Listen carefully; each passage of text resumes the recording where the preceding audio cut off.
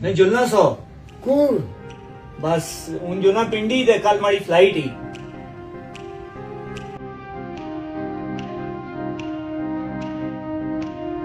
याद है सो ओ यार क्या कीजिए वो रोटी मैंने अलाज सही देना था 1.5 साल बाद मिलने हैं इंशाल्लाह ए 1.5 साल बाद मिलना है इंशाल्लाह 6 साल 1.5 साल बाद नहीं अल्लाह अल्लाह खैर करती मिलो तो जुना उधर कैसे मैं इंग्लैंड चलो यार मिलो जुना में ओ पुत्रा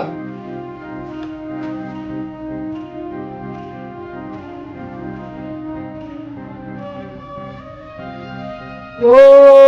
पुत्रा जल खुदाने वाला है खुदा ने छूने वाला है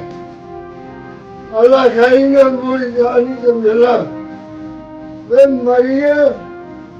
बख्श दे ओ पुत्रा